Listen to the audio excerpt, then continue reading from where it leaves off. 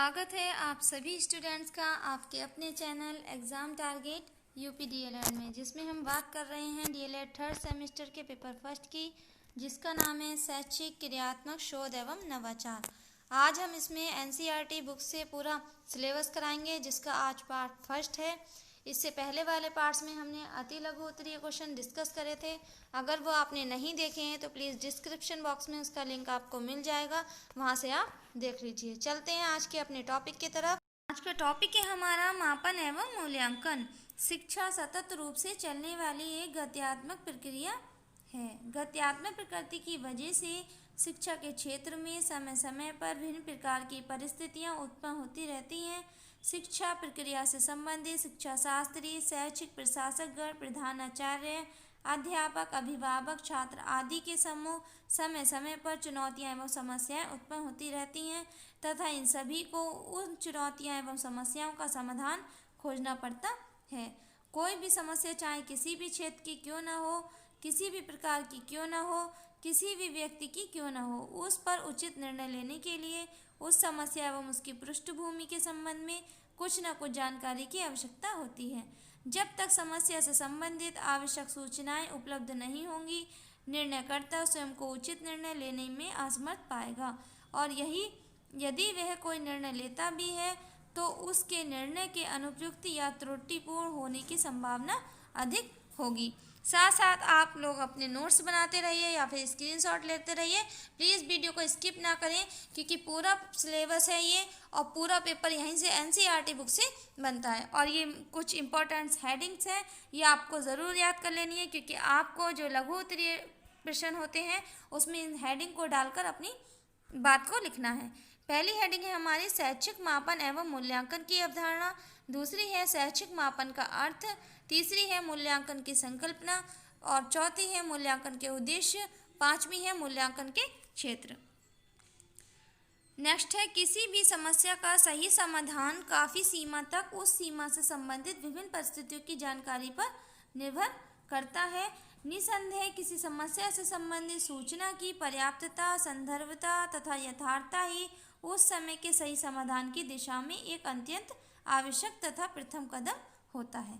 समस्या के संदर्भ में सूचना की पर्याप्तता, संदर्भता तथा यथार्थता को सुनिश्चित करने के लिए ही व्यवहारिक विज्ञान में मापन तथा मूल्यांकन की विभिन्न विधियों के प्रयोग की आवश्यकता होती है। शिक्षा के क्षेत्र में महत्वपूर्ण तथा आवश्यक सूचनाओं को वस्तुनिष्ठ, विश्वसनीयता तथा वैध ढंग से प्राप्त करने के लिए अध्यापकों, प्रशासकों एवं शिक्षा शास्त्रियों के द्वारा शैक्षिक मापन एवं मूल्यांकन का प्रयोग किया जाता है। हमारी नेक्स्ट हेडिंग है शैक्षिक मापन एवं मूल्यांकन की अवधारणा। यहाँ से आपका लघु उत्तरीय क्वेश्चन बन सकता है, वहाँ पर हेडिंग के जरिए आपसे पूछ लिया जाता है। चलते हैं अपने शैक्षिक मापन एवं मूल्यांकन की अवधारणा, जान लेते हैं ये क्या होती है। शिक्षा के अंतर्गत यदि छात्र की योग्यताओं एवं विशेषताओं की मात्रा को गणित इकाइयों में निर्धारित करते हैं तो वह शैक्षिक मापन कहलाता है। सामान्यतः शैक्षिक मापन का तात्पर्य छात्रों की शैक्षिक उपलब्धि के संदर्भ में लिया जाता है, परंतु वास्तव में शिक्षा के क्षेत्र में किए जाने वाले सभी मापन शैक्षिक मापन के अंतर्गत आते हैं। छात्रों की शैक्षिक उपलब्धि के अतिरिक्त उनकी बुद्धि, अभिरुचि, स्मृति, व्यक्तित्व रुचि, अधिगम शैली आदि अनेक चरों का मापन किया जाता है। छात्रों के अतिरिक्त अध्यापक, वृद्ध कर्मचारी वर्ग, अभिभावक गण, प्रशासक गण तथा समाज का प्रबुद्ध वर्ग आदि सभी शिक्षा प्रक्रिया से घनिष्ठ रूप से संबंधित होते हैं। शैक्षिक मापन के अंतर्गत शिक्षा प्रक्रिया से संबंधित किन्हीं व्यक्तियों अथवा वस्तुओं के किसी गुण अथवा विशेषताओं का वर्णन किया जाता है। गुण अथवा विशेषता का यह वर्णन गुणात्मक भी हो सकता है तथा मात्रात्मक भी हो सकता है। जैसे व्यक्तियों को उनके लिंग भेद के आधार पर पुरुष अथवा महिला कहना गुणात्मक मापन का एक सरल उदाहरण है। किसी गुण अथवा विशेषता के मात्रात्मक वर्णन में व्यक्ति अथवा वस्तु में उपस्थित उस गुण या विशेषता की मात्रा को बतलाया जाता है। जैसे दीपक की लंबाई 5 फुट 5 इंच है, मात्रात्मक मापन का एक सरल उदाहरण है। चलते हैं अपने नेक्स्ट की तरफ। मापन की अपेक्षा मूल्यांकन अधिक व्यापक होता है। क्या है? मापन की अपेक्षा मूल्यांकन अधिक व्यापक होता है। मापन के अंतर्गत किसी व्यक्ति अथवा वस्तु के गुणों विशेषताओं का वर्णन मात्र ही किया जाता है, जबकि मूल्यांकन के अंतर्गत उस व्यक्ति अथवा वस्तु के गुणों अथवा विशेषताओं की वांछनीयता पर दृष्टिपात किया जाता है। अतः मापन वास्तव में मूल्यांकन का एक अंग मात्र है। मूल्यांकन एक ऐसा कार्य अथवा प्रक्रिया है जिसमें मापन से प्राप्त परिणामों की वांछनीयता का निर्धारण किया जाता है। मापन वास्तव में स्थिति निर्धारक है, जबकि मूल्यांकन उस स्थिति का मूल्यांकन है। किसी गुण अथवा विशेषता की कितनी मात्रा व्यक्ति में उपलब्ध है, इस प्रश्न का उत्तर मापन से प्राप्त होता है, जबकि उस व्यक्ति में उपस्थित गुण अथवा विशेषता की मात्रा किसी उद्देश्य की दृष्टि से कितनी संतोषप्रद है अथवा कितनी वांछनीय है, इस प्रश्न का उत्तर मूल्यांकन से निर्धारित होता है। छात्रों की शैक्षिक उपलब्धि अंकों में व्यक्त करना मापन का उदाहरण है। जैसे हम मान लेते हैं, एक एग्जाम्पल ले लेते हैं, जैसे कि रीता ने अपनी परीक्षा में 60% अंक प्राप्त करे, तो ये किसका एग्जाम्पल है? एक मापन का। जबकि छात्रों के प्राप्तांकों के आधार पर उनकी उपलब्धि के स्तर के संबंध में संतोषजनक अथवा असंतोषजनक स्थिति का निर्धारण करना मूल्यांकन का उदाहरण है। अपने चलते हैं नेक्स्ट हेडिंग की तरफ। हमारी नेक्स्ट हेडिंग है शैक्षिक मापन का अर्थ।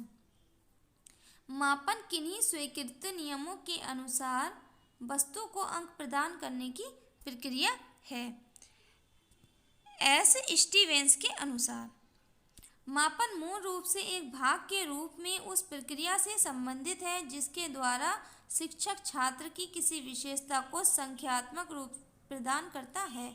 ये जो दी थी मैडिसन ने दी थी। इसके ये आपको डेफिनेशन भी वहाँ पूछ सकते हैं कि ये किसके, ये बहुविकल्पीय में आपसे वहाँ पूछी जा सकती है कि डेफिनेशन किसके अनुसार है। वहाँ 2-3 ऑप्शंस होंगे, इसलिए आपको ये परिभाषाएं ध्यानपूर्वक याद कर लेनी है। चलते हैं नेक्स्ट डेफिनेशन की तरफ। मापन को किसी मान्य नियमों के अनुरूप व्यक्ति तथा वस्तुओं के किसी समुच्चय के प्रत्येक तत्व को अंकों के किसी समुच्चय से एक अंक आवंटित करने के रूप में परिभाषित किया जा सकता है। ये जो दी थी रिचर्ड एच लिंडेमैन ने।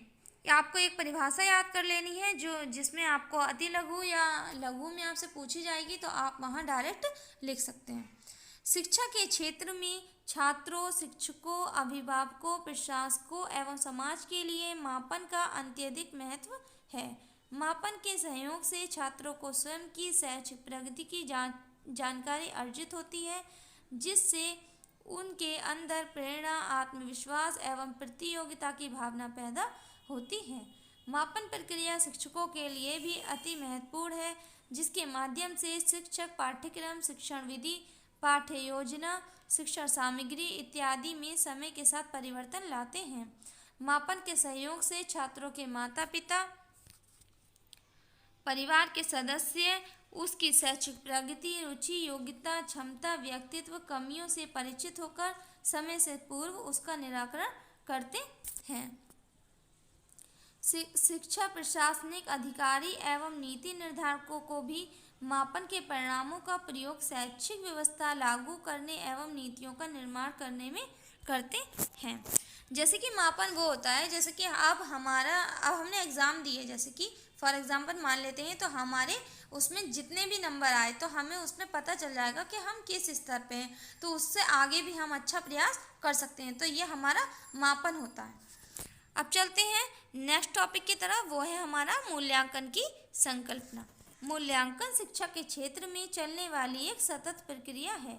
इसका कोई टाइम नहीं है, ये एक सतत चलने वाली प्रक्रिया है, ये निरंतर चलती रहती है, इसका कोई टाइम नहीं होता है, जो पूर्व निर्धारित उद्देश्यों की प्राप्ति की सीमा को ज्ञात करके उसके संबंध में उचित या अनुचित का निर्णय लेने में सहायता प्रदान करती है। छात्रों के व्यवहार में विद्यालय द्वारा लाए गए परिवर्तनों के विषय में परिणामों के संकलन और उसकी व्याख्या करने की प्रक्रिया ही मूल्यांकन है। ये जो डेफिनेशन दी थी वे दी थी क्वेलिन व हन्ना ने, क्योंकि ये आपसे ऑब्जेक्टिव टाइप में भी पूछ सकते हैं। वहाँ एक डेफिनेशन दे देंगे और वहाँ पर ये नाम दे देंगे, बताइए ये डेफिनेशन किसके अनुसार है। इसलिए आपको 2-3 डेफिनेशन याद कर लेनी है। दूसरी डेफिनेशन की बात कर लेते हैं हम। मूल्यांकन की परिभाषा एक व्यवस्थित रूप में की जा सकती है जो इस बात को निश्चित करती है कि विद्यार्थी किस सीमा तक उद्देश्य प्राप्त करने में समर्थ रहा है। ये जो डेफिनेशन दी थी M.N. दांडेकर ने। ये भी आई थी 2016-2017 पेपर में, ये पूछी गई है ऑब्जेक्टिव टाइप क्वेश्चंस में।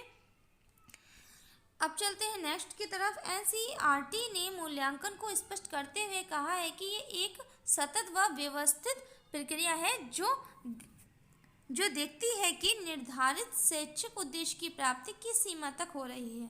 कक्षा में दिए गए अधिगम अनुभव कितने प्रभावशाली रहे, शिक्षा के उद्देश्य कितने अच्छे ढंग से पूर्ण हो रहे हैं। बात कर लेते हैं NCERT की फुल फॉर्म। इसकी फुल फॉर्म है national council for education research training. चलते हैं नेक्स्ट की तरफ। मापन की तरह मूल्यांकन भी व्यक्तियों अथवा वस्तुओं के किसी भी गुण के संदर्भ में किया जा सकता है, परंतु शिक्षा के क्षेत्र में मूल्यांकन से अभिप्राय छात्रों की शैक्षिक उपलब्धि से है। मूल्यांकन प्रक्रिया में किसी कार्यक्रम के द्वारा प्राप्त उद्देश्यों अथवा उपलब्धियों की वांछनीयता को ज्ञात किया जाता है। अर्थात मूल्यांकन वह प्रक्रिया है जो ये बताती है कि वांछित उद्देश्य को किस सीमा तक प्राप्त किया जा चुका है। मूल्यांकन के अंतर्गत छात्र के व्यवहार के गुणात्मक व मात्रात्मक वर्णों के साथ साथ व्यवहार की वांछनीयता से संबंधित मूल्य निर्धारण भी निहित रहता है। वास्तव में कोई भी अध्यापक अपने शिक्षण कार्य के उपरांत ये जानना चाहता है कि क्या उसने वे उद्देश्य प्राप्त कर लिए हैं जिसके लिए उसने अध्यापन कार्य किया था। इसी प्रकार छात्र ये जानना चाहते हैं कि क्या उन्होंने वे ज्ञान प्राप्त कर लिया है जिसे प्राप्त करने के लिए वे अध्ययन कर रहे हैं, तथा प्रधानाचार्य ये जानना चाहता है कि क्या उसके विद्यालय के छात्रों के द्वारा वांछित शिक्षण उद्देश्य की प्राप्ति की जा रही है। मूल्यांकन की ये नवीन संकल्पना इस मूलभूत मान्यता पर आधारित है कि शिक्षा संस्था का कार्य छात्रों को सीखने में सहायता प्रदान करना है। सीखने के दौरान छात्रों के व्यवहार में जिन परिवर्तनों को लाने में हम इच्छुक होते हैं उन्हें शिक्षा के उद्देश्य अथवा अनुदेशन उद्देश्यों के नाम से जाना जाता है, तथा इन शिक्षण उद्देश्य की प्राप्ति के लिए विद्यालय में विभिन्न अधिगम क्रियाओं का आयोजन किया जाता है। ये अधिगम क्रियाएं निर्धारित उद्देश्यों की प्राप्ति में किस सीमा तक सफल रही हैं, ये मूल्यांकन क्रिया का कार्य है। इससे स्पष्ट है कि मूल्यांकन प्रक्रिया में शिक्षण उद्देश्य की प्राप्ति की वांछनीयता को देखा जाता है। इस प्रकार मूल्यांकन प्रक्रिया के 3 प्रमुख अंग होते हैं, जो क्या है, शिक्षण उद्देश्य, दूसरा है हमारा अधिगम क्रियाएं, तीसरा है हमारा व्यवहार परिवर्तन। चलते हैं आगे। मूल्यांकन के 3 अंग परस्पर एक दूसरे से संबंधित तथा एक दूसरे पर निर्भर होते हैं। शिक्षण उद्देश्य की प्राप्ति के लिए विद्यालय में अधिगम क्रियाएं आयोजित की जाती हैं जिनसे छात्रों के व्यवहार में परिवर्तन होते हैं। छात्रों के व्यवहार में आए इन परिवर्तनों की तुलना वांछित परिवर्तनों शिक्षा उद्देश्य से करके मूल्यांकन किया जाता है। मूल्यांकन प्रक्रिया में इन 3 अंगों को एक त्रिभुज के रूप में प्रस्तुत किया जा सकता है, जैसे है एजुकेशनल ऑब्जेक्टिव मूल्यांकन प्रक्रिया। अब इसमें अधिगम क्रियाएं, व्यवहार परिवर्तन, इसे एक त्रिभुज का आकार देके आपको एग्जाम में इस तरीके से लिखना है। मूल्यांकन की यह संकल्पना केवल पाठ्य वस्तु के ज्ञान तक ही सीमित नहीं है, वरन विद्यालय के पाठ्यक्रम से संबंधित समस्त उद्देश्यों की एक विशाल तथा व्यापक श्रृंखला का मूल्यांकन करते हैं। ये संकल्पना पारंपरिक परीक्षा प्रणाली के द्वारा प्राप्त मापन प्राप्तांकों के ऊपर ही आधारित नहीं होता, बल्कि अनेक प्रकार की मापन प्रविधियों, विधियों तथा यंत्रों का प्रयोग करता है। मूल्यांकन की यह संकल्पना छात्रों की केवल शैक्षिक उपलब्धि से ही संबंधित नहीं होती, वरन उनके संपूर्ण व्यक्तित्व के विकास से संबंधित होता है। अतः मूल्यांकन की ये संकल्पना अत्यधिक व्यापक तथा बहुआयामी होती है, मल्टी डिमेंशनल। चलते हैं नेक्स्ट टॉपिक की तरफ। नेक्स्ट हमारा है मूल्यांकन के उद्देश्य। यद्यपि मापन तथा मूल्यांकन के पूर्व वर्णित संकल्पना से इनके उद्देश्य स्पष्ट हो जाते हैं, फिर भी शैक्षिक मापन तथा मूल्यांकन के प्रमुख उद्देश्यों को निम्न ढंग से सूचीबद्ध किया जा सकता है। विद्यार्थी निर्धारित पाठ्यक्रम से उद्देश्य की प्राप्ति किस सीमा तक प्राप्त कर लिए हैं, उससे उनका विकास किस सीमा तक हुआ, विकास में बाधक तत्व कौन कौन से हैं इत्यादि की जानकारी करना इनका प्रमुख उद्देश्य है। ये मूल्यांकन के उद्देश्य हैं। नेक्स्ट है हमारा मापन तथा मूल्यांकन द्वारा अधिगम को प्रेरित किया जाता है और पूर्व निर्धारित उद्देश्यों तक पहुंचने का प्रयास किया जाता है। नेक्स्ट है हमारा मापन व मूल्यांकन के माध्यम से छात्रों के पारस्परिक भिन्नता की जानकारी मिलती है, जिससे उनके शारीरिक मनोवैज्ञानिक गुण दोष का पता चलता है। नेक्स्ट है हमारा मापन तथा मूल्यांकन का एक प्रमुख उद्देश्य है कि विद्यार्थियों के कमज़ोर क्षेत्रों की पहचान करके उन्हें आगे बढ़ाने में मदद करें। शिक्षक का एक महत्वपूर्ण कर्तव्य यही होता है कि विद्यार्थी की जो कमज़ोरियां हैं उनका पता लगाएं, फिर उसमें सुधार करके उन्हें आगे बढ़ाने की मदद करें। नेक्स्ट है हमारा मापन तथा मूल्यांकन की सहायता से शिक्षण विधियों की प्रभावशीलता का आकलन किया जाता है।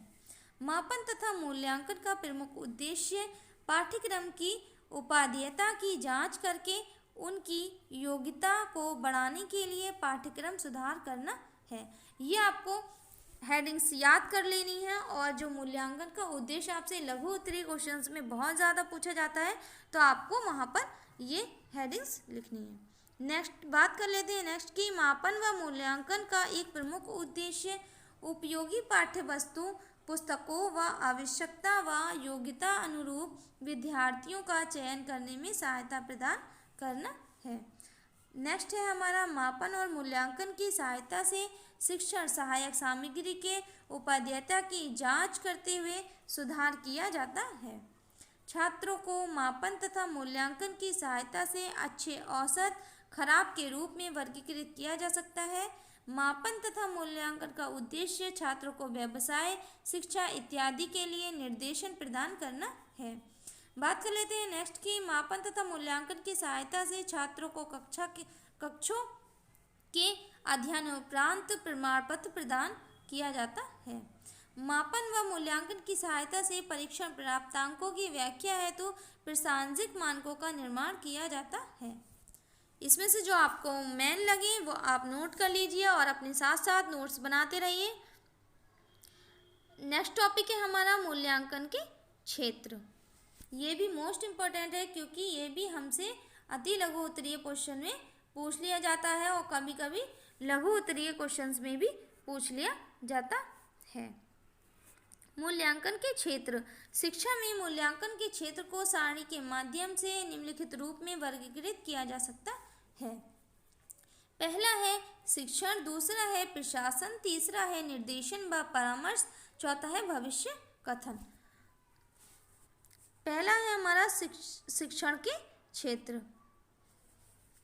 शिक्षण के क्षेत्र में आता है पाठ्यक्रम, शिक्षण विधि, शिक्षण प्रक्रिया, शिक्षक और विद्यार्थी। अब बात कर लेते हैं सेकंड की प्रशासन के क्षेत्र। इसमें आता है शैक्षिक नीति निर्धारक, वर्गीकरण एवं व्यवस्थापन, परीक्षा एवं मूल्यांकन, प्रमाण पत्रों का वितरण, शिक्षण से संबंधित सभी पक्षों की गुणवत्ता नियंत्रण आदि, छात्रों के चयन। नेक्स्ट है हमारा शिक्षक, विद्यार्थी, शिक्षणेतर कर्मचारी आदि की कार्य प्रणाली का मूल्यांकन, पाठ्य पुस्तकों की गुणवत्ता का मूल्यांकन। तीसरा है हमारा निर्देशन व परामर्श के क्षेत्र। विषय व व्यवसाय चयन में सहायता देने के लिए निदानात्मक कार्य, शिक्षक विद्यार्थी आदि की समस्या के निराकरण में परामर्श देने हेतु, शिक्षक प्रशासक आदि की प्रशासनिक दक्षता बढ़ाने हेतु परामर्श देने के लिए। चलते हैं अपने 4 हेडिंग की तरफ भविष्य कथन। छात्र की दृष्टि से भविष्य में किस क्षेत्र में सफल होगा, कार्य क्षेत्र में, चयन में आदि। चौथी हेडिंग है हमारी भविष्य कथन।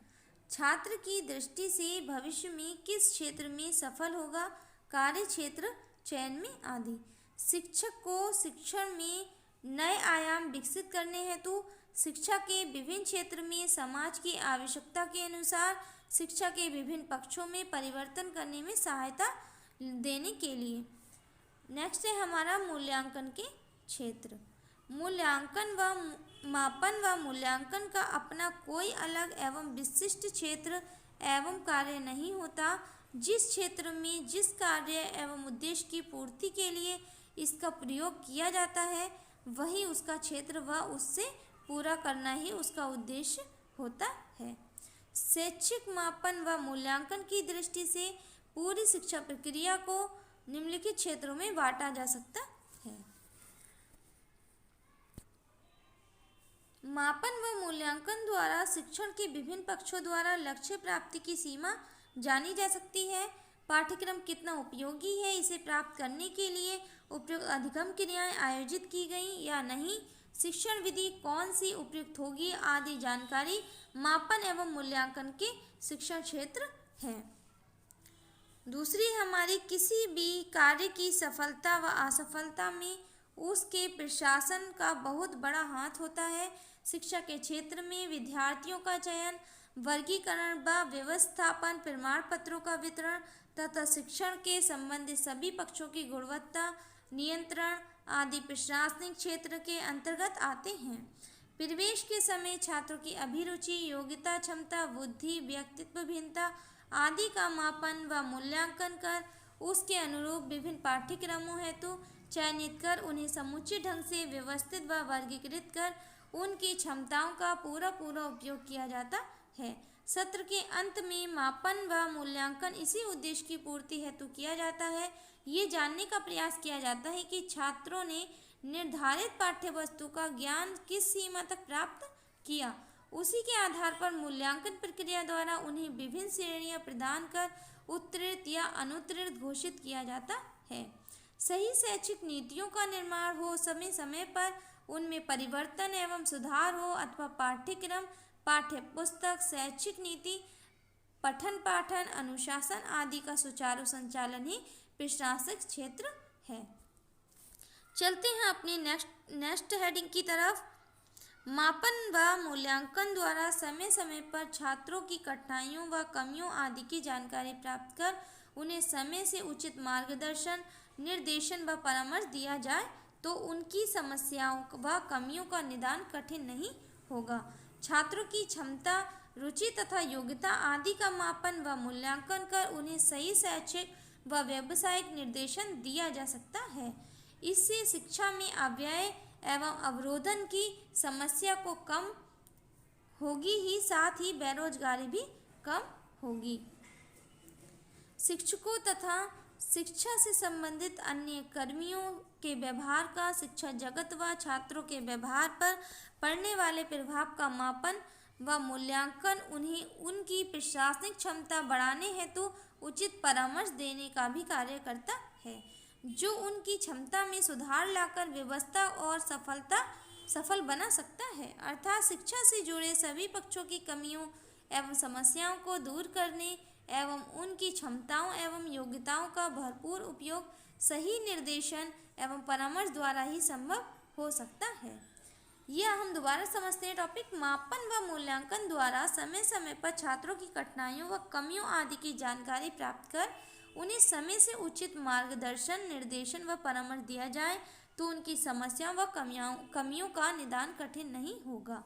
मतलब क्या है, अगर शिक्षक समय समय पर बच्चों से उसका मूल्यांकन करता रहे कि इसने कितनी जानकारी प्राप्त कर ली है, ये बच्चा किस स्तर पे है, अगर शिक्षक को उसकी कठिनाइयों का पता चल जाए तो उसे वो उचित मार्गदर्शन, उचित निर्देशन, परामर्श देके उन कमियों को, समस्याओं को दूर कर सकता है। इसमें विद्यार्थी और शिक्षक का अत्यधिक रोल होता है।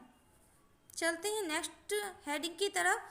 भविष्य अध्ययन नए आयाम प्रस्तुत करता है, परंतु भविष्य कथन तभी संभव होगा जब वर्तमान शिक्षा प्रणाली व उसके सभी पक्षों का सही व वैज्ञानिक मापन व मूल्यांकन किया जा सके। हम भविष्य में तभी आगे बढ़ सकते हैं जब हमारा जो प्रेजेंट टाइम की शिक्षा प्रणाली है उसके सभी पक्ष सही प्रकार से चल रहे हों, ताकि हम उसका अपने भविष्य में सही से सही इस्तेमाल कर सकें। प्राप्त परिणामों के आधार पर ही भविष्य की संभावनाओं है तो पूर्व कथन संभव हो पाएंगे। छात्र की दृष्टि से भी भविष्य कथन उसे अपनी योग्यता व क्षमता के अनुरूप भावी सफलता के संदर्भ में सही निर्णय लेने में सहायता देता है। मापन व मूल्यांकन का अपना कोई अलग एवं विशिष्ट क्षेत्र एवं कार्य नहीं होता है।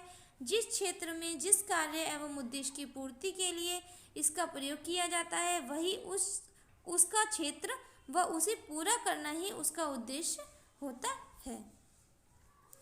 आज हमारा ये जो पार्ट 1 में फर्स्ट चैप्टर हमारा कंप्लीट हुआ है, इसके हमारे बहुविकल्पीय प्रश्न आप देख लेते हैं।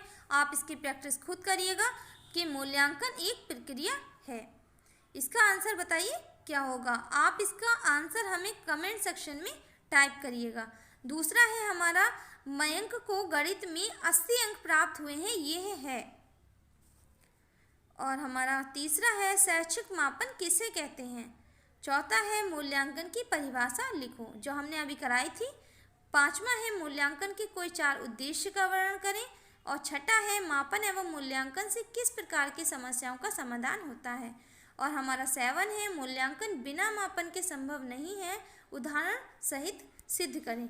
मापन तथा मूल्यांकन के क्षेत्र की व्याख्या करें। इन्हीं क्वेश्चन से आप अपने नोट्स बना लीजिए और पेपर में यहीं से क्वेश्चंस बनते हैं। अब चलते हैं अपने नेक्स्ट टॉपिक की तरफ। नेक्स्ट है हमारा मूल्यांकन की आवश्यकता एवं महत्व। व्यक्ति अनवरत कुछ ना कुछ सीखता रहता है। जैसे जैसे वह सीखता जाता है उसमें परिपक्वता आती जाती है। जो बातें सीखी जाती हैं उनके प्रति मानव का व्यवहार पहले जैसे अवस्था में नहीं होता। जीवन भर चलने वाली यह प्रक्रिया वांछित लक्ष्यों को पूरा कर रही है अथवा नहीं, इसकी जानकारी हमें मूल्यांकन द्वारा होती है। बालक जब से पाठशाला में प्रवेश लेता है उसी समय से वह शिक्षण की परंपरा तथा का एक अनिवार्य अंग बन जाता है। वह अध्यापक एवं अपने सहपाठियों के साथ वांछित व्यवहार को सीखता है और अध्यापक प्रत्येक पद पर छात्रों के व्यवहार में आने वाले परिवर्तनों का मूल्यांकन करता रहता है। इसकी जो हेडिंग्स हैं मूल्यांकन की आवश्यकता एवं महत्व। पहली हेडिंग है मूल्यांकन की शैक्षिक आवश्यकता, दूसरी है मूल्यांकन की प्रशासनिक आवश्यकता, तीसरी है मूल्यांकन की शैक्षिक अनुसंधान, चौथी है सामाजिक दृष्टिकोण से मूल्यांकन की आवश्यकता। और है मापन एवं मूल्यांकन में अंतर, परीक्षण एवं मापन में अंतर।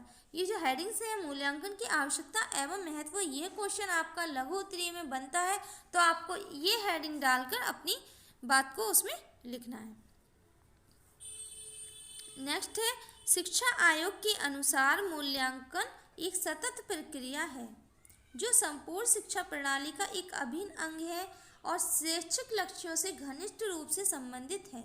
ये छात्रों की अध्ययन आदतों तथा शिक्षक की विधियों पर अधिक प्रभाव डालता है। इस प्रकार यह न केवल शैक्षिक उपलब्धि के मापन में सहायता करता है वरन उसमें सुधार भी करता है। नेक्स्ट हेडिंग है हमारी मूल्यांकन की शैक्षिक आवश्यकता। शिक्षा की गुणवत्ता मूल्यांकन की गुणवत्ता से प्रत्यक्ष रूप से संबंध है। मूल्यांकन एक सतत चलने वाली प्रक्रिया है जो समग्र रूप से समाज पर व्यापक प्रभाव की आवश्यक अपनी क्षमता के कारण शैक्षिक प्रक्रियाएं विशिष्ट महत्व रखती हैं। शैक्षिक मूल्यांकन मुख्य रूप से छात्रों के मूल्यांकन को व्यक्त करता है जिसमें बौद्धिक, सामाजिक, संवेगात्मक विकास के रूप में उनके व्यक्तित्व के विकास के विभिन्न क्षेत्रों में छात्रों की निष्पत्ति का मूल्यांकन सम्मिलित है। छात्रों को कक्षा शिक्षण की प्रक्रिया के माध्यम से जो कुछ भी अधिगम अनुभव प्रदान किया जाता है उन सबका व्यापक प्रभाव उस पर पड़ता है। शिक्षण की गुणवत्ता पाठ्यक्रम संबंधी सामग्री, शैक्षिक तकनीकी एवं विद्यालय का आधारभूत ढांचा आदि सभी छात्रों के अधिगम को प्रभावित करते हैं और उसके ज्ञान एवं अनुभवों में वृद्धि करते हैं। नेक्स्ट है हमारा मूल्यांकन एक सतत एवं व्यापक प्रक्रिया है। शिक्षा प्रक्रिया के प्रारंभ होने के साथ ही साथ मूल्यांकन का कार्य भी प्रारंभ हो जाता है। अध्यापक छात्रों द्वारा दिए गए मौखिक प्रश्नों के उत्तर, परीक्षणों पर प्राप्त अंकों, पाठ्य सहगामी क्रियाओं में भागीदारी आदि की सहायता से सत्र पर्यंत छात्रों का मूल्यांकन करता रहता है। इसके अतिरिक्त विद्यालय मासिक परीक्षा, अर्धवार्षिक परीक्षा व वार्षिक परीक्षा की सहायता से तथा माध्यमिक शिक्षा परिषद व अन्य शिक्षण संस्थानों आदि की वार्षिक परीक्षाओं की सहायता से छात्रों के ज्ञान का मूल्यांकन किया जाता है। ज्ञानार्जन की उपलब्धता की दृष्टि से शैक्षिक मूल्यांकन की आवश्यकता की निम्नलिखित स्थितियां हो सकती हैं। जैसे है कक्षा शिक्षण के समय, दैनिक पाठ की समाप्ति पर, प्रकरण के शिक्षण के उपरांत, माह के अंत में, वर्ष के माध्यम में, वर्ष के अंत में। चलते अपने नेक्स्ट पैराग्राफ की तरफ। उपयुक्त स्थितियों में पहली स्थिति का आदर्श स्थिति है जिसका सभी शिक्षा संस्थानों में अनिवार्यता अनुसरण किया जाना चाहिए, क्योंकि यदि इस स्थिति के प्रति उदासीनता बरती गई तो छात्र की विषय के प्रति रुचि, योग्यता, आकांक्षा आदि के प्रति उपेक्षा की जाएगी और शिक्षा बालक केंद्रित है इस अवधारणा की भी उपेक्षा की जाएगी। शिक्षण के दौरान शिक्षक व छात्र के बीच एक अंतर संबंध होता है जो छात्र सहभागिता के अभाव में प्राप्त नहीं किया जा सकता। उपर्युक्त प्रक्रिया में अंतिम स्थिति वैज्ञानिक व मनोवैज्ञानिक दोनों ही दृष्टि से उचित नहीं है, परंतु साधारणतः इसका अनुसरण सभी शिक्षा संस्थानों के द्वारा किया जाता है। अतः किसी ऐसे मूल्यांकन कार्यक्रम का निर्माण करना अत्यंत आवश्यक है जिसकी सहायता से छात्रों की शैक्षिक प्रगति को ठीक ढंग से ज्ञात किया जा सके एवं जिसके परिणामों को पृष्ठपोषण के लिए सफलतापूर्वक प्रयुक्त किया जा सके। किसी भी अच्छे तथा व्यापक शैक्षिक मूल्यांकन कार्यक्रम के अंतर्गत निम्न 3 बातें सम्मिलित रहती हैं। पहला है संस्थागत मूल्यांकन, दूसरा है कक्षागत मूल्यांकन, तीसरा है पृष्ठपोषण मतलब फीडबैक। चलते हैं अपनी नेक्स्ट हेडिंग की तरफ। नेक्स्ट हेडिंग है हमारी संस्थागत मूल्यांकन। ये भी मोस्ट इम्पोर्टेंट है क्योंकि यहाँ हेडिंग से आपसे लघु उत्तरीय क्वेश्चंस में पूछ लिया जाएगा या फिर अति लघु उत्तरीय में पूछ लिया जाएगा कि संस्थागत मूल्यांकन क्या होता है। इसी टाइप से आपसे वहाँ पूछ लिया जाएगा। संस्थागत मूल्यांकन एक अत्यंत आवश्यक व महत्वपूर्ण प्रक्रिया है। इस मूल्यांकन प्रक्रिया का निष्पादन प्रशिक्षित एवं अनुभवी व्यक्तियों से सुनियोजित ढंग से कराना चाहिए। शिक्षा का क्या उद्देश्य है तथा उनकी प्राप्ति का ज्ञान किस प्रकार से संभव है, इस बात पर समुचित ढंग से विचार करने से उपरांत ही संस्थागत मूल्यांकन की योजना बनानी चाहिए। इस मूल्यांकन के द्वारा प्राप्त छात्रों के अंकों का उचित ढंग से अवलोकन करना चाहिए। संस्थागत मूल्यांकन का अधिकार संस्था को ही देना चाहिए।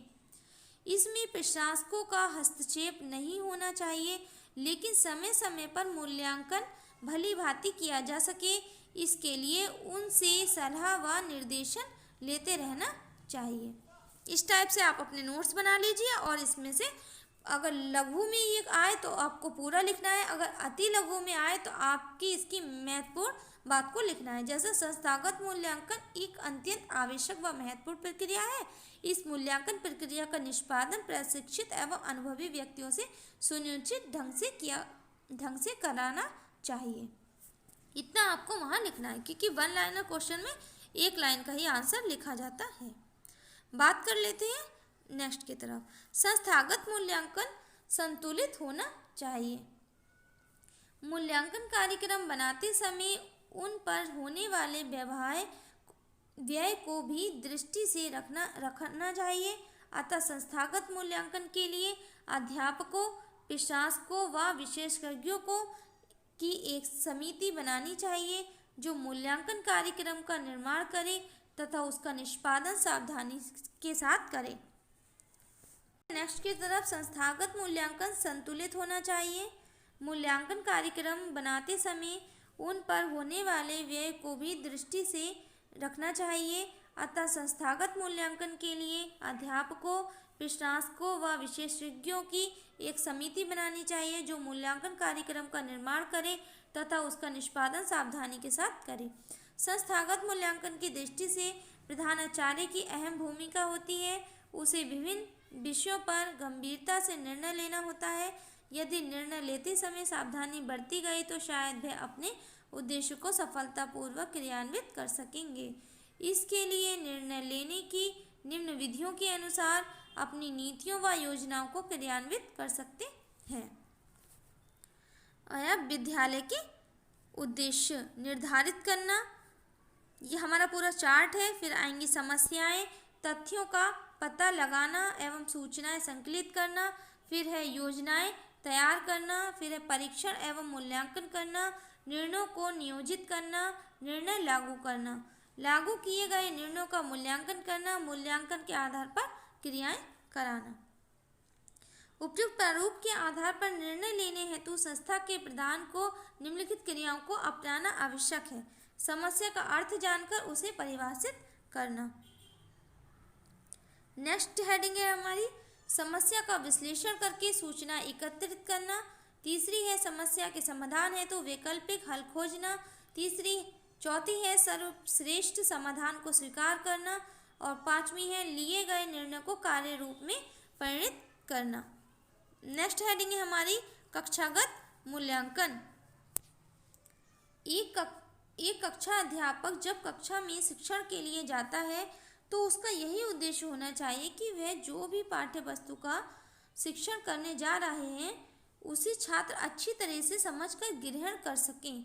उसके लिए आवश्यक है कि वे समय समय पर छात्रों की शैक्षिक प्रगति का आकलन करते रहें, जिससे उसे अपने शिक्षण की सफलता तथा छात्रों के अधिगम का ज्ञान होता रहे। कक्षा अध्यापक न केवल छात्रों के व्यवहार का मात्रात्मक मापन करता है वरन गुणात्मक मापन भी करता है।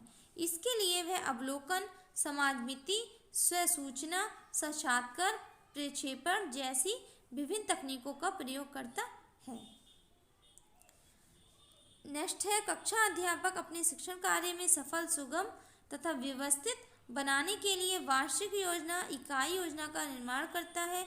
कक्षा अध्यापक अपने दैनिक शिक्षण कार्य के दौरान भी इन प्रविधियों का उपयोग करके छात्रों के ज्ञान, अवबोध, अनुप्रयोग, कौशल आदि की जानकारी प्राप्त करके अपने शिक्षण कार्य में सुधार करता है, जिससे शैक्षिक मूल्यांकन की वास्तविक प्रगति को प्राप्त किया जा सके। अब नेक्स्ट हेडिंग है हमारी पृष्ठपोषण लेकिन फीडबैक। इसे क्या बोलते हैं? फीडबैक। पृष्ठपोषण अर्थात सीखने की उपलब्धता।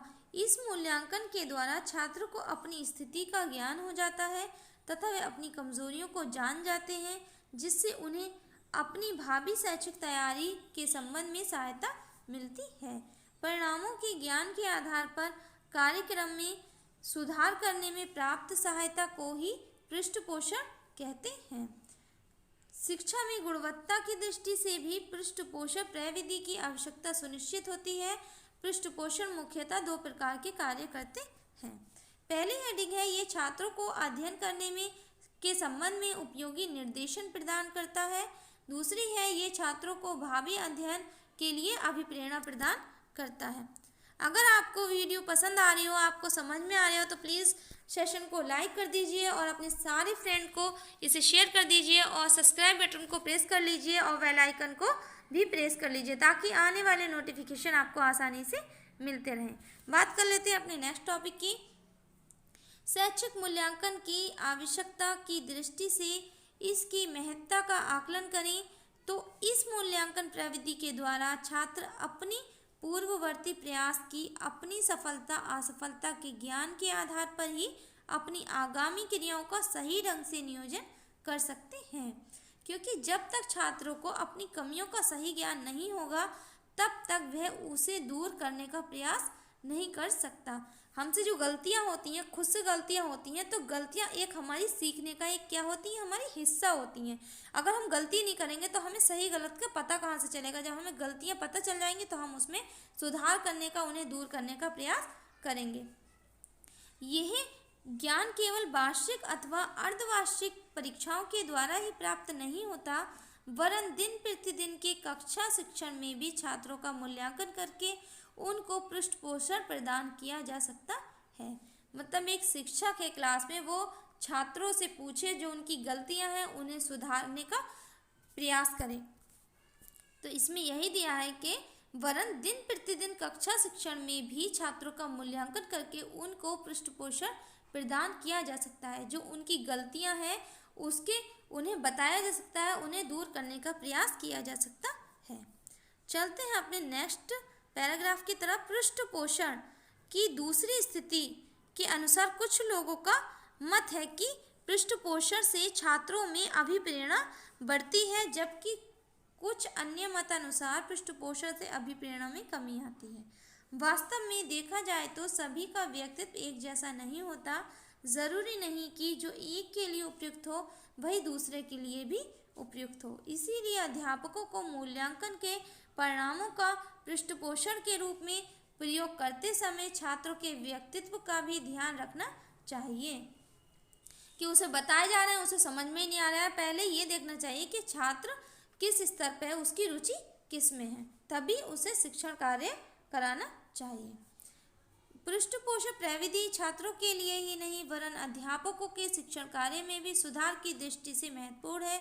उसे अपने शिक्षण कार्य की कमियों का ज्ञान हो जाता है, जिससे वह अपनी पाठ्य योजना, शिक्षण सामग्री आदि में आवश्यक सुधार कर लेता है। नेक्स्ट हेडिंग है हमारी मूल्यांकन की प्रशासनिक आवश्यकता। प्रशासन एक गतिशील प्रक्रिया है और मूल्यांकन भी प्रशासन की प्रक्रिया का एक महत्वपूर्ण तत्व है। कोई भी कार्य तब तक पूर्ण नहीं माना जा सकता जब तक उसके परिणामों का उचित प्रकार से मूल्यांकन न कर लिया गया हो। मूल्यांकन के द्वारा हमें इस बात का ज्ञान होता है कि हमें निर्धारित उद्देश्य की प्राप्ति किस सीमा तक है हमें ज्ञात हो जाता है कि अमुक्त कार्य की प्रगति क्यों धीमी है और क्या कारण है कि हमें उस कार्य में सफलता नहीं मिली। मूल्यांकन की प्रशासनिक आवश्यकता की शिक्षा जगत में इस दृष्टि से भी महत्वपूर्ण उपयोगिता है कि बालक जो हमारे देश का कर्णधार है, कल उसे ही देश का भविष्य संवारना है, देश को उन्नति के शिखर तक पहुंचाना है। यदि हम बालक की शिक्षा दीक्षा का उचित ध्यान देंगे तभी तो वह सही मायने में एक सफल नागरिक बन सकेगा। नेक्स्ट पैराग्राफ है मूल्यांकन की प्रशासनिक आवश्यकता में शिक्षा प्रक्रिया की समुचित व्यवस्था करना निहित है। इसके संचालन के लिए प्रशासक को प्रशासन प्रक्रिया के विभिन्न स्तर पर ध्यान देना परम आवश्यक है, क्योंकि इसके अभाव में सफलता प्राप्त करना असंभव है। शिक्षा प्रशासन की सफलता उसके कुशल नेतृत्व तथा निरीक्षण में दक्षता आदि गुणों पर ही निर्भर करती है। चाहे उसकी योजना कितनी ही अच्छी क्यों न हो, जब तक वह उसको कार्यान्वित करने में अपने सफल नेतृत्व का परिचय नहीं देगा और उसका समय समय पर निरीक्षण या मूल्यांकन नहीं करेगा, तब तक वह सफल नहीं हो सकेगी। नेतृत्व के अंतर्गत 3 बातों को महत्व दिया जाता है। पहला है निर्णय करना, दूसरा है निर्णय को घोषित करना, तीसरा है निर्णय को व्यवहार में लाना। इस प्रकार नेतृत्व करना सरल कार्य नहीं है। इसके लिए प्रशासक में उच्च स्तर की योग्यता, ज्ञान, नेतृत्व शक्ति, दूरदर्शिता, अनुभव, विवेक आदि गुणों का होना परम आवश्यक है। एक कुशल प्रशासक को अपने अधीनस्थ से के परामर्श से ही किसी विषय का निर्णय लेना चाहिए। उसे अपने विचारों को उनके सम्मुख इस तरह प्रस्तुत करना चाहिए जिससे उसके अधीनस्थ अपना विचार समझकर समझे। इस प्रकार के पारंपरिक संबंध स्थापित करने से कार्य संचालन की सफलता निश्चित होती है। प्रत्येक संस्था या संगठन 2 प्रकार के संसाधनों से जुड़े होते हैं, भौतिक संसाधन तथा मानवीय संसाधन। भौतिक संसाधनों में भवन, उपकरण, साज सज्जा आदि आते हैं। और मानवीय संसाधनों में प्राचार्य एवं अन्य अधिकारी, शिक्षक, कर्मचारी, छात्र आदि आते हैं। यहाँ से आपका एक क्वेश्चंस बनता है कि भौतिक संसाधन के अंतर्गत क्या क्या आते हैं। तो आपको वहाँ लिखना है भौतिक संसाधन में भवन, उपकरण, साज सज्जा आदि आते हैं। यह आपसे अति लघु उत्तरीय क्वेश्चंस में ज़रूर पूछा जाता है, मोस्ट इम्पोर्टेंट है। आप यहाँ से अपने नोट्स बना लीजिए। और जो है मानवीय संसाधन, क्या है, मानवीय संसाधन के अंतर्गत क्या क्या आते हैं। तो इसमें क्या है, प्राचार्य, अन्य अधिकारी, शिक्षक, कर्मचारी, छात्र आदि आते हैं। प्रशासन का सबसे बड़ा कार्य यह है कि इन संसाधनों की शक्तियों का इस प्रकार न्यायोचित, सार्थक तथा मितव्ययपूर्ण प्रयोग करें जिससे संस्था के निर्धारित उद्देश्य की प्राप्ति हो सके। नेक्स्ट है हमारा पैराग्राफ, राज्य स्तर पर शिक्षा विभाग का सबसे बड़ा अधिकारी शिक्षा मंत्री होता है। यहाँ से भी आपका एक क्वेश्चन बन सकता है कि राज्य स्तर पर शिक्षा विभाग का सबसे बड़ा अधिकारी कौन होता है। तो वहाँ क्या लिखना है, शिक्षा मंत्री होता है। उसकी सहायता हेतु उप मंत्री भी रखे जाते हैं। शिक्षा मंत्रालय शिक्षा की नीतियाँ तथा योजनाओं का निर्धारण राज्य की सुविधा तथा विकास की दृष्टि से करता है और उसे उपलब्ध साधनों के आधार पर क्रियान्वित करता है तथा समय समय पर उन नीतियों तथा योजनाओं का मूल्यांकन करता है कि वे कहाँ तक सफल है या उसमें कुछ सुधार की आवश्यकता है। नेक्स्ट है हमारा प्रशासन, चाहे घर में हो, किसी संस्था, कार्यालय या विद्यालय में हो अथवा समाज की किसी इकाई से संबंधित हो, जब तक उसमें नियंत्रण शक्ति को महत्वपूर्ण स्थान न मिले हो तो वह ना तो कुशल रूप से संचालित हो सकता है और न ही उसमें अपेक्षित सफलता मिल सकती है। प्रशासन में सुधार लाने हेतु मूल्यांकन का सहारा लेना आवश्यक है। मूल्यांकन करने से प्रगति का सही आकलन होता है जिसके आधार पर भावी प्रगति का अनुमान लगा सकना संभव होता है। इस दृष्टि से मूल्यांकन प्रशासन की प्रक्रिया का एक महत्वपूर्ण अंग है। मूल्यांकन के द्वारा कार्य की वैधता तथा औचित्य का बोध होता है। अतः प्रशासन में मूल्यांकन का निर्धारण अग्रलिखित बातों को ध्यान में रखकर करना आवश्यक प्रतीत होता है। बात कर लेते हैं अपनी फर्स्ट हेडिंग की। पहला है प्रशासन के निर्धारित उद्देश्य की उपलब्धि किस सीमा तक हुई है ज्ञात करने के लिए। दूसरा है मूल्यांकन द्वारा प्रशासनिक क्षमताओं, कुशलताओं, योग्यताओं आदि का पता लगाकर विभिन्न स्तर पर कर्मचारी के माध्यम प्रशासनिक कार्य व उत्तरदायित्व का विभाजन करने के लिए। तीसरा है भूत, वर्तमान, भविष्य तीनों की प्रगति का तुलनात्मक अध्ययन हेतु। और नेक्स्ट है वर्तमान के आधार पर भविष्य को उज्जवल व प्रगति की ओर अग्रसर करने हेतु। और नेक्स्ट है अपना प्रशासनिक दोषों, असफल प्रयासों, अनुचित विधियों तथा तौर तरीकों और प्रशासन में आने वाले दोषित तत्वों में सुधार के लिए। ये हेडिंग आपको याद कर लेनी है। नेक्स्ट टॉपिक है हमारा मूल्यांकन की शैक्षिक अनुसंधान में आवश्यकता। शैक्षिक जगत में नवीन धारणाओं, प्रविधियों, प्रणालियों और नूतन शाखाओं का उद्गम अनुसंधान में हुआ है।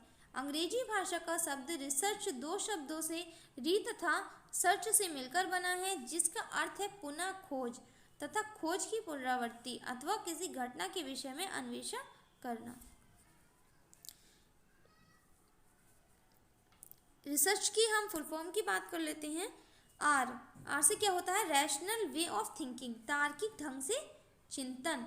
ई है हमारा एक्सहेटिव ट्रीटमेंट, परिश्रम के साथ कार्य करना। और एस है सर्च ऑफ सॉल्यूशन, समाधान की खोज करना। ई है हमारा एग्जैक्टनेस, शुद्धता या निश्चितता। ए है एनालिटिकल व्यू, विश्लेषणात्मक दृष्टिकोण। और आर है रिलेशनशिप ऑफ फैक्ट्स, तथ्यों से संबंध। सी है क्रिटिकल ऑब्जर्वेशन, आलोचनात्मक निरीक्षण। एच है ऑनेस्टी इज इन वर्क, ईमानदारी के साथ कार्य करना। नेक्स्ट पैराग्राफ है हमारा उपयुक्त अनुसंधान की वर्ण व्याख्या से स्पष्ट है कि शैक्षिक दृष्टि से अनुसंधान कितना महत्वपूर्ण है। बिना अनुसंधान के शिक्षा के सैद्धांतिक पक्ष को मजबूत नहीं किया जा सकता। विद्यालय के दैनिक कार्यों, संगठन, संचालन, शिक्षण प्रक्रिया, शिक्षण पद्धतियों एवं मूल्यांकन प्रविधियों में किस प्रकार सुधार किया जा सकता है, इन सबकी जानकारी हमें अनुसंधान के द्वारा होती है। शैक्षिक अनुसंधान अपने आधुनिक अर्थों में ज्ञान की एक नवीन शाखा है। चूँकि शैक्षिक अनुसंधान का केंद्र बिंदु छात्र का विकास ही है, जो विद्यालयी क्रियाओं के माध्यम से उत्पन्न होता है। बालकों के शारीरिक, मानसिक, नैतिक तथा व्यक्तित्व के विकास की परिस्थितियां हमारे सूक्ष्म महत्वपूर्ण प्रश्न उभार देती हैं, जिनके प्रति हमें संतोषजनक उत्तर खोजने की आवश्यकता पड़ती है। जैसे वह कौन सी परिस्थितियां हैं जो बालक के व्यक्तित्व को पूर्ण रूप में तथा सामंजस्यपूर्ण ढंग से विकसित करती हैं। जिस प्रकार विद्यालय बालकों में कुछ वांछनीय लक्षण, अभिरुचियां तथा अभिवृत्तियां विकसित कर सकते हैं, प्रतिभाशाली बालक की शिक्षा किस प्रकार सर्वोत्तम हो सकती है, पिछले बालकों की शिक्षा किस प्रकार होनी चाहिए, अपराधी बालकों को किस प्रकार पुनः समंजनशील बनाकर शिक्षित किया जा सकता है, बालिका शिक्षा को किस प्रकार बढ़ावा दिया जा सकता है, बालकों में बोलने, सुनने, पढ़ने, लिखने की दक्षता को किस प्रकार विकसित किया जाए कि उनमें शैक्षिक वातावरण के प्रति लगाव व रुचि उत्पन्न हो सके और वे अच्छी तरह से शिक्षा ग्रहण कर सके। इन सभी समस्याओं का समाधान शैक्षिक अनुसंधानों के द्वारा ही समय समय पर किए जाने वाले मूल्यांकन के द्वारा संभव हो पाता है। नेक्स्ट है एजुकेशनल रिसर्च एंड एप्रियसल। इस पुस्तक में समस्याओं के हल एवं शिक्षा में मूल्यांकन की मुख्य विधियों का सर्वेक्षण किया गया है। इस पुस्तक में ऐसे अनुसंधान पर अधिक बल दिया गया है जो स्कूल में संचालित हो सके और क्रियाओं का आधार हो। मूल्यांकन के लिए आवश्यक शैक्षिक अनुसंधान में प्रयुक्त प्रमुख उपकरणों का वर्गीकरण निम्नवत है। पहला है अन्वेषण प्रपत्र, प्रश्नावली, अनुसूची इसके अंतर्गत आते हैं। तीसरा है चेकलिस्ट, फिर है निर्धारण मापनी, गुणांक पत्र और मतावली अथवा अभिवृत्ति मापनी। नेक्स्ट है निरीक्षण, ऑब्जर्वेशन, साक्षात्कार, संवार्ता या इंटरव्यू। तीसरा है समाजमिति या सामाजिकता मापन। मनोवैज्ञानिक परीक्षण में आते हैं निष्पत्ति परीक्षण, अभिरुचि परीक्षण, बुद्धि परीक्षण, रुचि सूची, व्यक्तित्व मापन। इसके आधार पर दो क्वेश्चंस हैं। यदि आप कक्षा 5 के छात्रों को पढ़ाते हैं तो उनका भाषा संबंधी मौखिक परीक्षण किस प्रकार करेंगे। दूसरा है प्राथमिक स्तर पर मूल्यांकन में शैक्षिक अनुसंधानों की क्या उपयोगिता है। नेक्स्ट हेडिंग है हमारी सामाजिक दृष्टिकोण से मूल्यांकन की आवश्यकता। सामाजिक दृष्टिकोण से तात्पर्य है समाज में रहने वाले व्यक्तियों का सोचने, विचारों का ढंग। ये विचार एक दूसरे के प्रति सकारात्मक व नकारात्मक दोनों हो सकते हैं। समाज गत्यात्मक होता है। सामाजिक संबंधों के द्वारा ही समाज का निर्माण होता है। उसके पारस्परिक संबंध व्यवस्थित होने चाहिए। सुव्यवस्थित ढंग से स्थापित संबंध एक प्रकार की व्यवस्था का निर्माण करते हैं, इसे समाज कहते हैं। मतलब क्या है सामाजिक दृष्टिकोण से तात्पर्य, जैसे कि समाज में रहने वाले व्यक्तियों के सोचने, विचारों का ढंग, ये विचार एक दूसरे के प्रति सकारात्मक व नकारात्मक दोनों हो सकते हैं, क्योंकि समाज में रहने वाले लोग जो होते हैं उनके सबके विचार, सोचने विचारने की जो क्षमता होती है वो अलग अलग होती है। कोई तो सकारात्मक सोचता है, कोई नकारात्मक सोचता है, तो उसका असर बालक के भविष्य पर पड़ता है। अगर सकारात्मक, उसका प्रभाव सकारात्मक पड़ेगा तो वह सकारात्मक की ओर बढ़ेगा, अगर नकारात्मक बढ़ेगा तो उसमें सोचने की क्षमता नकारात्मक हो जाएगी। चलते हैं अपने नेक्स्ट पैराग्राफ की तरफ। शिक्षा की व्यवस्था समाज की आवश्यकताओं, आकांक्षाओं एवं आदर्शों को आधार मानकर की जानी चाहिए। शिक्षा द्वारा बालकों में सामाजिक गुणों का और सामाजिक भावनाओं का विकास किस हद तक हो रहा है, इसके लिए मूल्यांकन की आवश्यकता पड़ती है। शिक्षा का उद्देश्य है व्यक्तियों को सामाजिक कुशलता प्राप्त करा के सामाजिक वातावरण से समायोजन करने की योग्यता प्रदान करना। शिक्षा का एक कार्य यह है कि वे मनुष्य को ये सिखाए कि व्यक्तिगत हितों की अपेक्षा सार्वजनिक हितों को प्राथमिकता दी जाए। प्रत्येक समाज में नैतिकता का व्यवहार आवश्यक होता है, क्योंकि इसके द्वारा ही मनुष्य का आचरण अच्छा होता है। ये टॉपिक है हमारा, समाज एक प्रकार का समुदाय है जिसके सदस्य अपने जीवन के तौर तरीकों के प्रति सामाजिक रूप से चैतन्य होते हैं तथा वह समान उद्देश्यों व मूल्यों के आधार पर एक दूसरे से बंधे होते हैं। समाज क्या है? एक प्रकार का समुदाय है। सामाजिक दृष्टिकोण से मूल्यांकन की आवश्यकता को हम निम्नवत रूप से समझ सकते हैं। जिस समाज, इसमें क्या है? आदर्श, विश्वास, मूल्य, परंपराएं, मान्यताएं, आकांक्षा, प्रथाएं, आवश्यकताएं। शिक्षा के द्वारा व्यक्तित्व के विकास। शिक्षा एक सामाजिक प्रक्रिया है। शिक्षा एक क्या है? सामाजिक प्रक्रिया है। आपसे पूछ लिया जाएगा वहाँ क्वेश्चन, शिक्षा एक कैसी प्रक्रिया है, तो वहाँ उसका आंसर होगा शिक्षा एक सामाजिक प्रक्रिया है। प्रत्येक समाज अपनी मान्यताओं अथवा आवश्यकताओं के अनुकूल ही शिक्षा की व्यवस्था करता है। इसके लिए शैक्षिक संस्थाएं स्थापित करता है। जिस देश में जैसी शासन प्रणाली होती है उसी के अनुसार शिक्षा भी प्रभावित होती है। जैसे भारत में प्रजातांत्रिक शासन प्रणाली है, जो यहाँ प्रत्येक बच्चे की रुचि तथा क्षमता के अनुसार ही शिक्षा की व्यवस्था की जाती है। समाज अपनी आवश्यकताओं व मान्यताओं के अनुसार शिक्षा की व्यवस्था करता है तथा समाज की संरचना आर्थिक, सामाजिक, राजनीतिक आदि दशाओं पर प्रकाश डालती है। समाज में होने वाले परिवर्तन तथा मानव में चेतना को जागृत करना तथा व्यक्ति को समायोजन के योग्य बनाना शिक्षा का ही कार्य है।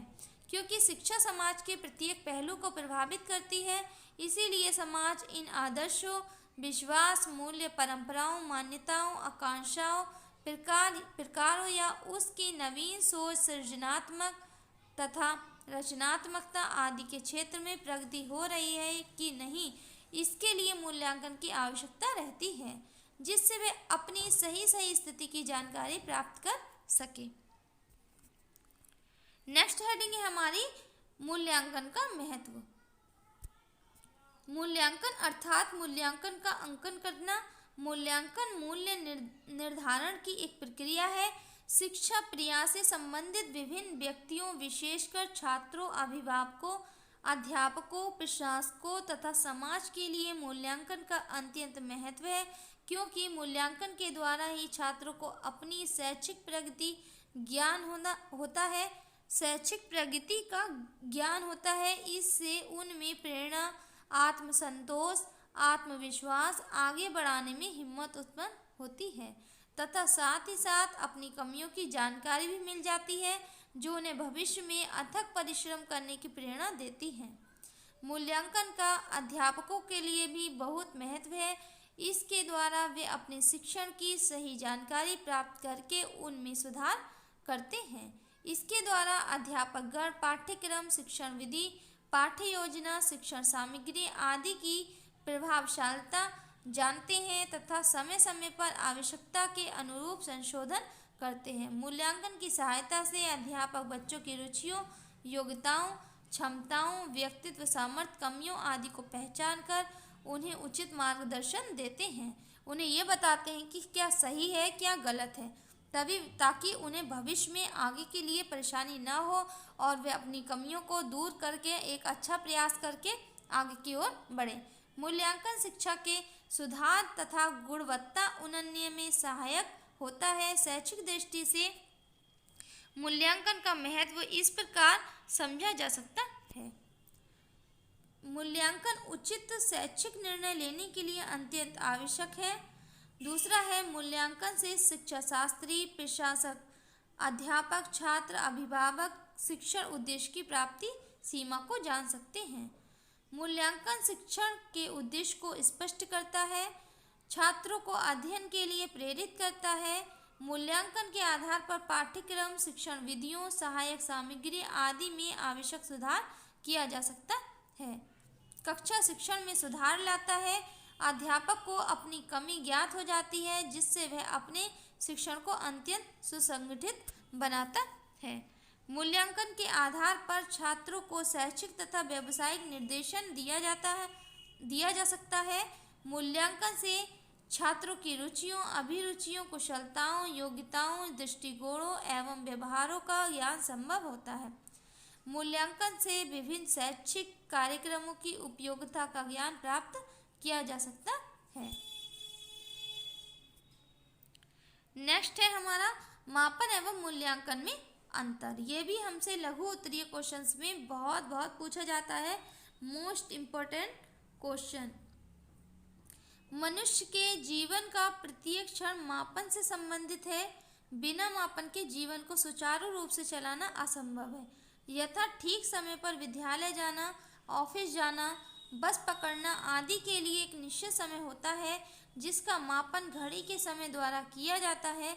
वर्तमान समय में शिक्षा का उद्देश्य बालक के व्यक्तित्व का सर्वांगीण विकास करना है। इसके लिए बालक की जन्मजात शक्तियों, योग्यताओं की जानकारी आवश्यक होती है, क्योंकि उनमें भिन्न भिन्न योग्यताएं एवं क्षमताएं होती हैं। उदाहरण है, जैसे कि यदि किसी बालक की मानसिक विकास की जानकारी प्राप्त करनी है तो उसके लिए बुद्धि का मापन, व्यक्तित्व विकास से संबंधित व्यक्तित्व का मापन, उनकी रुचियों की जानकारी के लिए रुचियों का मापन करना होता है, जिससे बालक का सर्वांगीण विकास हो सके। जैसे है, मापन को किसी व्यक्ति या वस्तु में निहित किसी विशेषता की मात्रा का आंकिक वर्णन प्राप्त करने की प्रक्रिया के रूप में परिभाषित किया जाता है। कक्षा 5 के 10 बच्चों की भाषा संबंधी मौखिक परीक्षण का मापन इस प्रकार किया जाता है। ये जो डायग्राम है, जैसे कि सुरेश वाक्य को रुक रुक कर पढ़ना, रमेश शब्द को स्पष्ट बोलना, तनुजा वाक्य को पढ़ लेना, कपिल है वाक्य को धारा प्रवाह पढ़ना, और महिमा है वाक्य को धारा प्रवाह पढ़ना, नेहा है वर्ण की पहचान व बोलना, और सोना है वाक्य को पढ़ लेना, वरुण है वाक्य को रुक रुक के बोलना, नीरज है वाक्य को धारा प्रवाह पढ़ना, और सरिता है वाक्य को पढ़ लेना। इस मापन प्रक्रिया के द्वारा हमने देखा कि कक्षा 5 के 10 बच्चों का भाषा संबंधी मौखिक परीक्षण मापन करने से ज्ञात हुआ है कि वर्ण की पहचान व बोलना एक बालिका, शब्द को स्पष्ट बोलना एक बालिका, वाक्य को पढ़ लेना 3 बालिकाएं, वाक्य को धारा प्रवाह के साथ पढ़ना 2 बालक 1 बालिका। कि उस चार्ट से इसका निष्कर्ष ये निकला है। वाक्य को रुक रुक कर पढ़ना 2 बालक। अध्यापक इस मापन के द्वारा वाक्य न पढ़ने वाले बालक के साथ परिश्रम करके उनमें सुधार ला सकते हैं। मूल्यांकन। अब हमारा एक टॉपिक है मूल्यांकन। ये भी मोस्ट इम्पोर्टेंट है, क्योंकि यहाँ से इससे क्वेश्चन बहुत एग्जाम में बनता है। मूल्यांकन सतत चलने वाली प्रक्रिया है। ये क्वेश्चन बहुत बनता है कि मूल्यांकन एक कैसी प्रक्रिया है, तो हमें वहाँ लिखना है मूल्यांकन एक सतत चलने वाली प्रक्रिया है। शिक्षा के क्षेत्र में साधारणतः मूल्यांकन से अभिप्राय छात्रों की शैक्षिक उपलब्धि से है। दूसरे शब्दों में मूल्यांकन वह प्रक्रिया है जो ये बताती है कि वांछित उद्देश्य को किस सीमा तक प्राप्त किया जा चुका है, कक्षा में दिए गए अधिगम अनुभव कितने प्रभावशाली रहे तथा शिक्षा के उद्देश्य कितने अच्छे ढंग से पूर्ण हो रहे हैं। मूल्यांकन के 3 प्रमुख अंग हैं: शिक्षण उद्देश्य, अधिगम क्रियाएं, व्यवहार परिवर्तन। नेक्स्ट है हमारा शिक्षण उद्देश्य की प्राप्ति के लिए विद्यालय में अधिगम क्रियाएं आयोजित की जाती हैं, जिनसे छात्रों के व्यवहार में परिवर्तन होते हैं। छात्रों के व्यवहार में आए इन परिवर्तनों की तुलना वांछित परिवर्तनों से करके मूल्यांकन किया जाता है। इस त्रिगुणात्मक प्रक्रिया को इस प्रकार प्रस्तुत किया जाता है: एवोल्यूशन प्रोसेस, अधिगम क्रियाएं, व्यवहार परिवर्तन। अब है मूल्यांकन का यह नवीन प्रत्यय केवल पाठ्य वस्तु के ज्ञान तक ही सीमित नहीं है, वरन विद्यालय पाठ्यक्रम से संबंधित समस्त उद्देश्य की एक विशाल तथा व्यापक श्रृंखला का मूल्यांकन करते हैं। वस्तुतः मूल्यांकन का यह प्रत्यय अत्यंत व्यापक तथा बहुआयामी होता है। चूँकि मूल्यांकन एक सतत प्रक्रिया है, अतः इसमें अनेक सोपानों या क्रियाओं का होना स्वाभाविक ही है। ये सोपान क्रमशः 3 हैं: उद्देश्यों का निर्धारण, अधिगम क्रियाओं का आयोजन, तीसरा है मूल्यांकन। नेक्स्ट हेडिंग है हमारी मापन तथा मूल्यांकन में अंतर। मापन तथा मूल्यांकन में अंतर। अधिकतर लोग मापन तथा मूल्यांकन को एक ही मानते हैं, लेकिन ऐसा नहीं है, क्योंकि मापन का मनुष्य के जीवन में अधिक महत्व है। प्रातः उठने से लेकर सोने तक व्यक्ति प्रत्येक क्षण मापन का ही प्रयोग करता है। उसका प्रत्येक कार्य मापन के ही द्वारा संपन्न होता है। जैसे विद्यार्थी को स्कूल जाना है तो कितने बजे जाना है, स्कूल की कितनी दूरी है, उसे स्कूल में कितने घंटे पढ़ाई करनी है, देर ही उसे खाने की छुट्टी मिली है, कितने कालांश में उसे कौन कौन से विषय पढ़ने हैं आदि। अतः स्पष्ट है कि मापन मानव जीवन में निश्चित नियम लागू करता है। मापन तथा मूल्यांकन एक है, ऐसा सोचना गलत है, क्योंकि मापन तो मूल्यांकन का एक अंग मात्र है। मापन केवल बालकों की उपलब्धियों की जांच का एक साधन मात्र है, जो बालकों की प्रगति को प्राप्तांकों में व्यक्त करता है। लेकिन मापन से मूल्यांकन का क्षेत्र जो है वो विस्तृत है। मूल्यांकन में मापन और जांच दोनों ही सम्मिलित हैं। बालकों की रुचियों, आकांक्षाओं, अभिवृत्तियों, जानकारी आदि विशेषताओं की जानकारी के लिए जांच शब्द का प्रयोग किया जाता है। मापन में विषय वस्तु अथवा विशेष कुशलताओं तथा योग्यताओं की उपलब्धि के एकांकी पक्षों पर बल दिया जाता है, परंतु मूल्यांकन में व्यक्ति से संबंधित परिवर्तन तथा शैक्षिक कार्यक्रम के मुख्य उद्देश्य पर विशेष बल दिया जाता है। इस प्रकार स्पष्ट है कि मूल्यांकन छात्रों की कठिनाइयों, कमियों तथा गुणों की जानकारी करने में सहायता देता है कि उनके सर्वांगीण विकास को सही दिशा निर्देश देकर गतिशील बनाए रखने में सहायक होता है। मूल्यांकन सदैव उद्देश्य के अनुरूप किया जाता है। शिक्षा के क्षेत्र में किसी बालक ने किन्हीं उद्देश्य को किस सीमा तक प्राप्त किया है, इसी के द्वारा शिक्षा जगत में बालक ने जो प्रगति है उसका ज्ञान प्राप्त किया जाता है। मूल्यांकन मूल्य निर्धारण की एक प्रक्रिया है। मापन की अपेक्षा मूल्यांकन अधिक व्यापक है। मापन के अंतर्गत किसी व्यक्ति अथवा वस्तु के गुणों अथवा विशेषताओं का वर्णन मात्र ही किया जाता है, जबकि मूल्यांकन के अंतर्गत उस व्यक्ति वस्तु के गुणों अथवा विशेषताओं को वांछनीयता पर दृष्टिगत किया जाता है। अतः मापन वास्तव में मूल्यांकन का एक अंग मात्र है। मूल्यांकन एक ऐसा कार्य अथवा प्रक्रिया है जिसमें मापन से प्राप्त परिणामों की वांछनीयता का निर्णय किया जाता है। मापन वास्तव में स्थिति निर्धारण है, जबकि मूल्यांकन उस स्थिति का मूल्यांकन है। छात्रों की शैक्षिक उपलब्धि को अंकों में व्यक्त करना मापन का उदाहरण है, जबकि छात्रों के प्राप्तांकों के आधार पर उनके उपलब्धि स्तर के संबंध में संतोषजनक असंतोषजनक स्थिति का निर्धारण करना मूल्यांकन का एक उदाहरण है। निसंदेह मापन मूल्यांकन में सहायक है, परंतु मूल्यांकन का समानार्थी नहीं है। वस्तुतः मापन की अपेक्षा मूल्यांकन का क्षेत्र अधिक व्यापक होता है।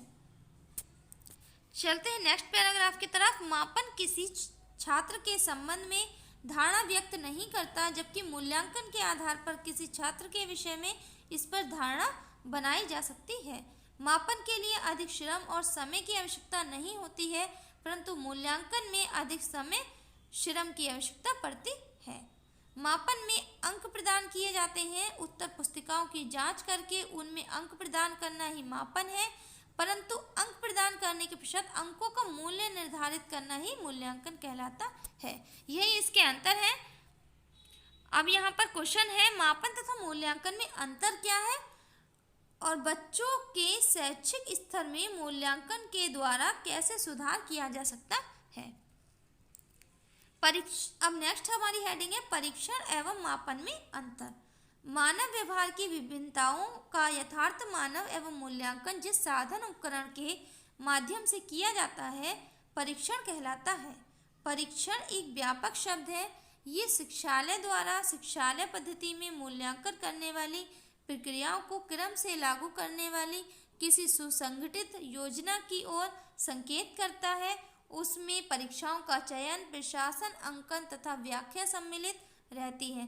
परीक्षण वह वस्तुनिष्ठ एवं मानकीकृत साधन है जिसके द्वारा संपूर्ण मानव व्यवहार के विभिन्न पक्षों, योग्यताओं, उपलब्धियां, क्षमताएं, रुचियां एवं व्यक्तित्व संबंधी विशेषताओं का मात्रात्मक एवं गुणात्मक अध्ययन किया जाता है।